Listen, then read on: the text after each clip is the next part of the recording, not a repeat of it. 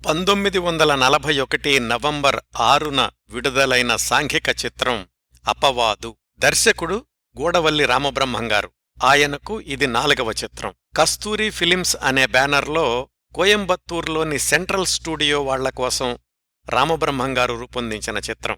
సారథి films banner కాకుండా వేరే వాళ్లకి రామబ్రహ్మంగారు తీసిన మొట్టమొదటి చిత్రం కూడా ఈ అపవాదు. ఈ సినిమా ద్వారా తర్వాత రోజుల్లో ప్రముఖ దర్శకుడైన కెఎస్ ప్రకాశరావు గారిని హీరోగా పరిచయం చేశారు. లక్ష్మీరాజ్యం హీరోయిన్ రంగస్థల నటి పూర్ణిమను కూడా ఒక ముఖ్య పాత్రలో తొలిసారి వెండితెరకు పరిచయం చేశారు రామబ్రహ్మంగారు. ఇంకా ఈ సినిమాలో ఈలపాట రఘురామయ్య, రావు బాలసరస్వతి మొదలైన వారు కూడా నటించారు.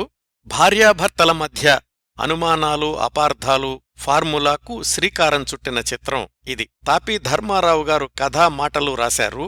ఆయన, కొసరాజు రాఘవయ్య చౌదరి గారు పాటలు రాస్తే భీమవరపు నరసింహారావు గారు స్వరాలు సమకూర్చారు. అప్పటికే దివంగతులైన బసవరాజు అప్పారావు గారు రాసిన లలిత గీతాల్ని కూడా ఈ సినిమాలో ఉపయోగించుకున్నారు. వ్యాపారాత్మకంగా ఈ సినిమా విజయం సాధించలేదు.